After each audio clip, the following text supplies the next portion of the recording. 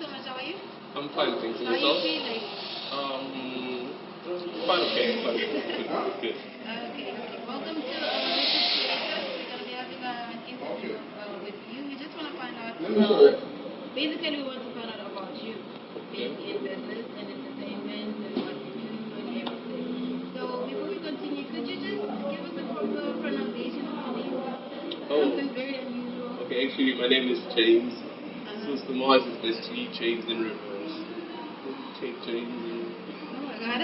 Hey. I didn't think of it that way. Okay, so it's James. So my actual name is James. Okay, and the surname? No, that's my surname. There's no creativity around that. It's Tabanira. It's Shona. Zimbabwe. Oh, it's Shona. Okay. So could you just brief us a little bit about how you grew up, your upbringing? How was it like? My upbringing was... What can I say about my upbringing? Okay, I was raised by my mom and my sisters, and just being the only guy, man, I must say, I had it easy. Like, being the only guy in the last one. Were you like the oldest son? No, the youngest. The youngest. And so all of the your babies only are boy. taking care of you. Yeah, so Okay. I had it easy. I must say, I'm very grateful for my family. A whole lot of things that I'm doing right now. I don't think if they didn't support me, I'd be able to do so. So yeah, I'm really grateful for my upbringing and the role that my family has played from start to even right now. It's quite good. So let's discuss a little bit about origins. You say you Shona? Yeah, my dad is Shona, my mom is Tonga. Basically South African. Yeah, so Okay. genetically from that side. But then in terms of the idea and whatnot, nationality and so on. Yeah. Okay. So one other thing I want to ask is, has your upbringing or your childhood prompted a little bit or something? Has it given you a light or an idea of what you're doing now? Honestly speaking, you know, a whole lot of people when they grow up, everybody wants to be an engineer, everybody wants to be a doctor. But then as I grew older, optometry, was traveling extensively and getting to see other places and seeing other places, getting to know people, exploring and doing all this sort of stuff. It actually changed my way of perceiving a lot of things. And I spent a great deal of time working with my sister and my brother-in-law at Expert and Twinsies. So,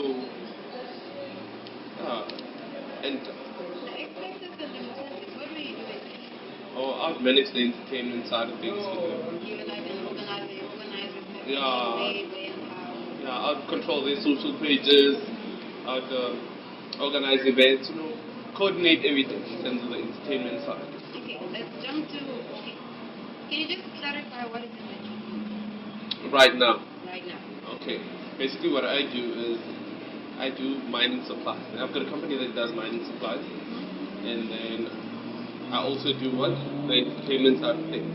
So right now I'm focusing on getting ideas that I feel like created for me. We're sort of like slipping on, because I feel like there's room for a whole lot of things that we can do here. But everybody is just fixed on, let me not say everybody, but majority is fixed on doing what we've been doing for a great deal of time. So it's time that we try out new things. I mean, if you go, I'm one person that likes traveling. So when I go out there, I travel, I see things I believe in, bring them back home and try them out the side. Just like the idea of the social market. It's something that I'd see when I'd go out there. Yes, there are quite a few markets that were held there in Calabar, but I don't know, I wouldn't compare them to what I'm doing right now. They were good markets, they were very good. Sorry to disturb you a little bit. I'm interested in where the turning point was, because you say you've been working with X Factors and all the other places that you were working for, managing the entertainment. When was it when you turned and said you wanted to start with this Monate Social Market? When did you turn to want to do something for yourself? Myself. Okay, basically what prompted me to try out something for myself. In life, there comes a time whereby you just feel like, okay, maybe it's time for you to stand on your own and have your own identity, build something that if someone says, okay, man, it's social market, who pops into someone's mind? Automatically going to be me. You know, it's more, be more responsible in life, you know, take leadership. And obviously, you can't do what you want to do with someone else's establishment. But right now with Monate, I can play around with the idea. I can do as I please because it's mine. It's my concept without any restrictions. You know what I'm saying? So I just felt like, okay, I've worked with family now. It's too much time for me to stand out and do what's more aligned with how I think, what I like. So I just decided, okay, let me try this out and see. I think something is quite a challenge on the topic because number one, the social market is something that I haven't heard of it before. You started it, right? Yeah, but that wasn't the first one in Palabora. Yes. So it's making a big difference. Yeah, there was previously there was they actually hosted one here. There's a lady that used to host a market. It was called the Palabora Social Market. Yes. Yeah, it was Palabora Social Market. So yeah, I think 2 or 3 were held. Another interesting thing, because it's been hosted before, and you probably attended, right? Yes, I went to the first one. It was at Roku. Okay, so going to the first one, what is it that you changed about it? What is it that you saw there and enhanced, or maybe you added on to make the social Monate a bigger hit than the other one? Honestly speaking, what did I add? What was different? Like I said, you know, when it comes to this, personally, I believe that when it comes to this events, right, it's more about a personal touch. It's more about what you are more inclined with, you know, the lifestyle that fascinates you as an individual, your research around people in your area. So their concept was great. It was great. I don't know, maybe I was just lucky, or maybe I did a lot of research, or maybe I marketed my event maybe months in advance. Or yeah, like I said, maybe I'm just lucky, you know, for getting such great turnout. But like I said, I think what's different is just the difference is just the people that are hosting the event, and there are certain things that I didn't see in the other markets that I'm doing that I don't want to go deep into. But like I said, I felt like they had great concept. But execution at the end of the day, if you do something and I do something, will never be the same. You know? But I think they did a good job. It was just a gap. I mean, it was about, when was the last social market? Yeah, I think it's been year. No, I mean, before I started doing the whole social market. Was it years back? Yeah, it was years. Like it was a gap of years, not a gap of months. So I saw the gap. I was like, okay, there's a gap. I want to introduce something a little bit different. Let's see how the people react to it. I mean, I went out as far as getting alcohol brands that I felt like, okay, people would love them. And I saw that the turnout was great and people loved them. I brought Luxtonia all the way from Cape Town. It's something that the other market didn't have, you know. I worked with the guys from Qualito. I also created our own personalized bar so that we play around with drinks. Because, you know, those type of events, when people come through, what they want an event that's aesthetic friendly, that's more picture friendly. So we work around that a lot. Spend a great deal of time. Yeah. The background, the things that are still sold there, are they put on the ice? Because I engage the people that come through and sell at the market. They will tell you that, oh, James is just too much. Because I am thorough. I want to like tick everything, even if it's not mine, but as long as it's involved in the market. I'll ask you, what are you selling? What are your prices? You know, I don't believe in exploiting people. So I am more hands-on into this. So, another very interesting question. I would like to know who are your biggest influences? Who are my biggest influences in life? Who do I look up to? Guys you look up to, who are they? Okay, who do I look up to? Let me think. I'm starting to get looking up to no one. No, I do look up to certain individuals. This is like there's a category for this one, there's a category for this one, there's a category for this one. Oh, so you're into different things? Yeah, I mean, if you say, okay, who do you look up to in terms of music? I'll say, okay, now my favorite artist is Benabo. What else? Who do you look up to in terms of life in general? I'd say I look up to my mother and my sisters. Those are my role models. I don't say someone in America is my role model because I mean, for me, someone you look up to needs to be someone more close to you, someone who it doesn't matter what they achieve.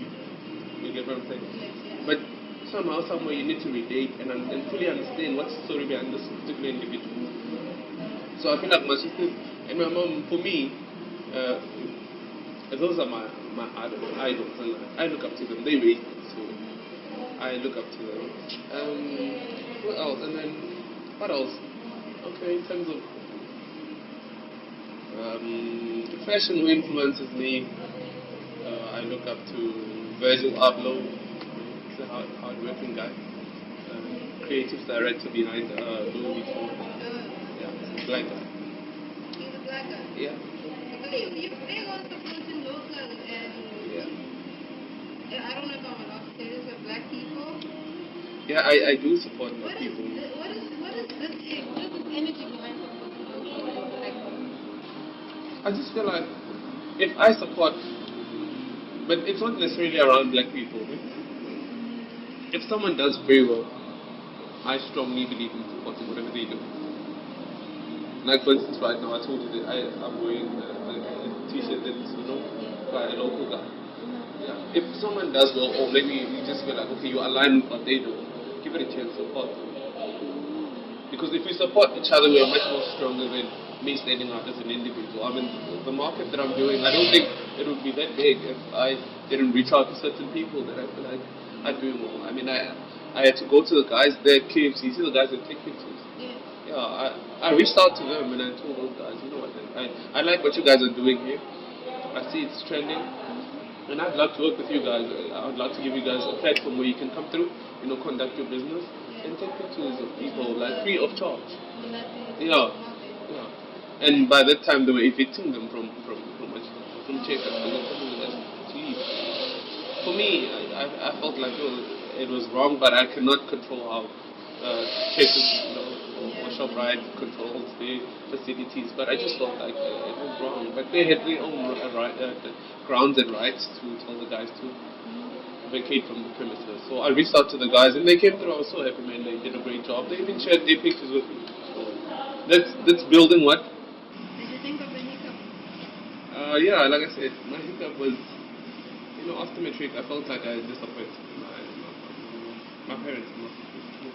My results are not that good, and I knew it myself that I had great potential. I could have done a lot better. But adolescent stage steps in, start seeing goals, thinking you're the man. Yeah. So the boys out there, keep it together and relax. You're gonna have a girlfriend, have one. Be focused. Get all the time in the world to play and be all over the place after you've secured a proper career. While you're still at school, it's just wise to focus primarily on school.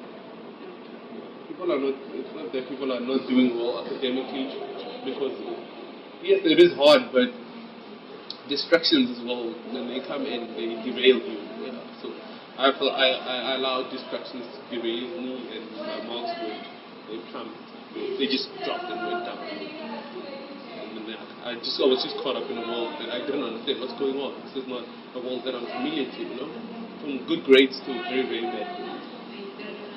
I didn't understand. But then when I sat down, I did a thorough introspection. I saw that, I failed. I messed up. Yeah, but then so as much as it was something that was bad that happened, it led me to what I'm doing today. Because I had to be in Pretoria, and then I got exposed to a whole lot of stuff. And people, networking and all that kind of stuff. And I felt like, okay, fine, maybe if I had just gone from matric into a certain varsity, maybe I wouldn't be living the life that I'm doing today. Yeah, so we have different paths sometimes. But not saying that you should play and things for different things. You really need to work hard. You really need to work hard. Okay, so now we've talked about the trials and stuff.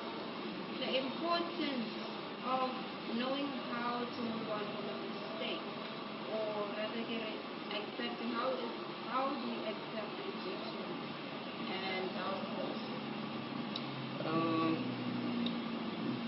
I think if you do something and then it doesn't turn out as good as you want it to be, or you try to do something and it doesn't turn out to be as good as you want it to be, you just need to sit down, be honest with yourself, ask yourself a few questions, reach out to people, ask them. I do that a lot. I believe that 10 people can't give you the same answer on something. Once they give you the same answer on something, clearly, if it's a positive answer, which means you're doing good. If it's negative, then you really need to sit down and work on that negative aspect. So if you try to do something and it doesn't turn out to be that good on the first go, sit down, ask yourself questions, reach out to people that were involved or people that are close or have an understanding of what you're doing, and then they'll give you their feedback, right? And then you work around the feedback that they've given you and what you have up in your mind. So sometimes it might not work out the first time because of the approach and a whole lot of things that you have done wrong, but then sometimes it might not work out because it's just not meant to work. So you just need to also listen to the people. Not all concepts or ideas or businesses will flourish in Palawan. Yeah, maybe take it out to a place that's more suitable for what you are doing. So we're gonna go into a quiz. We're just gonna know a little bit about your personal stuff, not too personal. Careful. Okay. Okay. So we just wanna know, what is your favorite clothing brand? Okay, my favorite clothing brand. Okay, right now I'd say I love Rich Release. Yeah, right now. Yeah, we saw you've been following that a lot. Hey, like I said, I'm supporting local, right? Yes. Yeah, and I actually told myself that for the whole of this year, I'm gonna buy t-shirts by local designers, strictly local designers. I'm not gonna buy anything. Local designers. I'm in love with what Richard Munisi is doing. And I'm also going to try out different designers, but right now I'd say there's a designer that stands out to me. Yeah, to be Richard Munisi. Okay, that's nice. Also, we want to know, what is your favorite holiday destination? Doesn't matter if you've been there or not yet. Favorite holiday destination is obviously one that I haven't been to. Where is that? Okay, I'd like to say that I've got a romantic one, and I've got one that feeds. The romantic one being for people with one girlfriend. Yeah. It's very important. Yeah, I've got that one, and then I've got another one. I love to go out there and explore. I love learning new things. Things that are not in the entertainment side. I'm fascinated by Egyptology. So if there's one place I would really, really love to go to, I'd like to go to see the pyramids, explore, learn more. No, that is the exploring stuff. Yeah, I spend a great deal of time in watching documentaries from Egypt. I spend a whole lot of time. So, yeah. And then the romantic one would possibly be I'd like to go to. I'd like to go to Paris. It's just Paris. Yeah. It's cool. Okay, another favorite thing we want to know is, what food is your favorite? What food is my favorite? Let me think. Okay, guys, I don't like veggies. I think maybe that's why I'm skinny. I don't like veggies. So if it's gonna be something, it just needs to have meat. Yeah, Whatever you give me, please bring me meat. I'm a rib guy. I'm a steak guy. Bring meat. Anything that has meat, please. Okay. No Now, salads. just a countdown of 5 of the favorite accessories that you never leave behind. Number 1, my watch. I love my watch. Yes. 2. Number 2, shades. These ones or just shades? Not shades, I mean, but not person, but I change. collections. So it's gonna be my watch, the shades, my phone. Whoa, I forgot my phone. My phone is number one. Can't live without the phone. So it's phone, it's the shades, it's the watch. Obviously, man, the shoes. I can't walk around there if you do. The shoes, that's number four, right? Yes. What's the last one? The last one, a cologne. I need to have a cologne. Sure. Gotta smell good. Like, you take it everywhere you go, you just use it at home and leave it. I use it at home and I keep one in the car. Oh, it's combos. Okay, let's see. Okay, now we're just about to wrap up the show. We just need you to tell us, just motivate the people out there. We just say not motivate, just give them something to look at, something to think about, something to work on. Because we have people that think it's very hard to reach their goals or it's hard to accomplish something as an individual in this world. They look up to people and say, this person is doing this, other person is doing that, I'll never amount to that. Say something to a person like that. Okay, firstly, like I said, I don't really, understand motivational speaking. I just think it's not for me. But personally, if you were to ask me to reach out to a person who's going through such, I'd simply say to the person, you know what, man? Look at your life, look at what you love, understand why you're doing whatever you're doing, and don't do certain things for the sole purpose of the financial world. Because doing such things, when you come across difficult challenges, it's relatively easy to give up. But if you do something that comes from the heart, you're doing it because you have passion for it, or you like it. Yes, we all want the profits to step into play, but let's try to work from the heart. Do things that you relate to, things that you love. It's going to be easy for you to stay up until 4 a.m. because it's something that you love, you understand? You are passionate about it.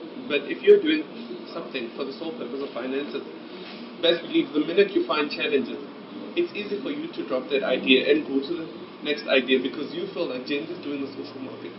If James can pull off the social market and you are struggling to host maybe, I don't know, maybe you do events, corporate events, and you feel like at that particular moment you're not getting enough gigs, companies are not booking you to have them, and you want to jump ship and go to the social market and start doing that and compete with James, because it's not something that you really like. You are doing it for finances. So I think one of the things that we need to shy away from is doing things primarily based on the financial rewards.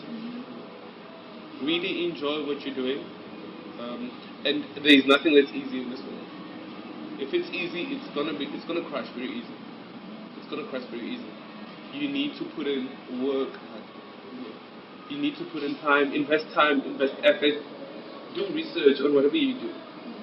Don't give up. And sometimes you might do it for the first time. It doesn't turn out to be quite that spectacular. Oh wow!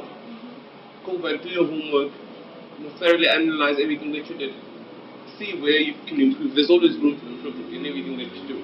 There's absolutely always room for whatever we're doing. I mean, there's always room. That's why you see even cars, they keep improving.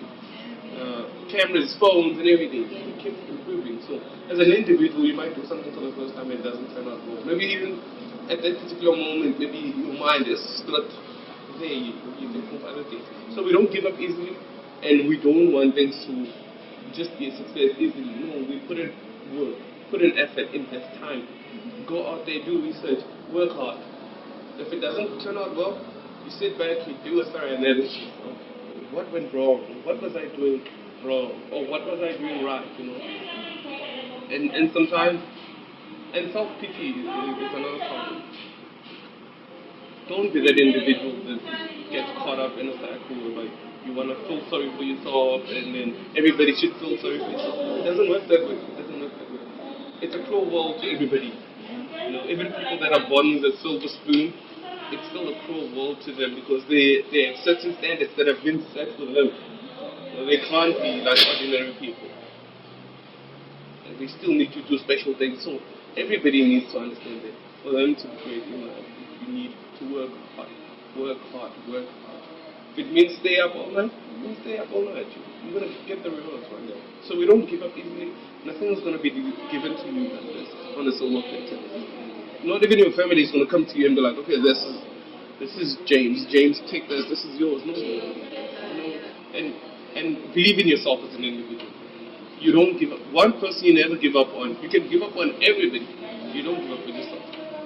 You never give up on yourself, no matter what. No matter what. You're gonna hit your lows and you're gonna hit your highs. You never give up on yourself. Okay, can you just tell us where to find you? Because you're an organizer, right? So people want to know, have information about what you're doing. So they can find you. Okay, I've got a couple of pages that I'm currently running. Even for the even for the ideas that I'm still busy doing research on. So okay, for starters, I'm going to start with on Facebook. On Facebook, you can find me on at James. No, actually, it's Semaj Tabanira. That's Facebook, right? And then on Instagram, I've got a personal page. Find me at Semaj Tabanira, right? That's on Instagram. And then I also have a travel page. It's called at Explore Aranda. So at Explore Aranda is basically explore accommodation, restaurants, activities. Things that people do when they're outside. Yeah, so it's a page that I've created so that I can get more people to explore, to go out there and have fun. And then I'm also working on another concept. It's called the pop-up picnic. So basically, a pop-up picnic is gonna be more like I'll find a place, and then when I find a place, I'll invite people that I'm gonna be working with. So I'm not gonna disclose. Yeah. On that day. No, that I find a place, and then after finding a place, let's say for instance, okay, I find CU, because it's a pop-up picnic. I don't tell people where it's gonna happen. I don't tell the people where it's gonna happen. What's gonna happen is I'll tell them that okay, it's gonna be held on this particular date at this in the place you don't disclose, and then this is what's gonna be happening. This is how much you're gonna pay to come in. Expect to see this and this and this and this and this, and then after that, and then people will buy tickets, and then 2 days prior to the event, and then I tell them that this is the place that we're gonna be having the pop-up picnic. Yeah, so pop-up picnic is not more like Monate. It's a little bit different, in a sense that it's not a family-friendly event.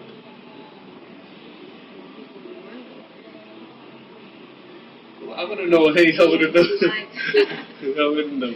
But it's for everybody, just not kids. It's not, the social market is a family-oriented event. But then the pop-up picnic is more the youth, adult. Okay. There you have it. It's a wrap. We've already told you where to find them. Instagram and Facebook. And be sure to follow him so that you get updates on what he's going to do. So know about this pop-up. What is the pop-up picnic? Yeah, it's called Pop-up picnic 2 days prior. You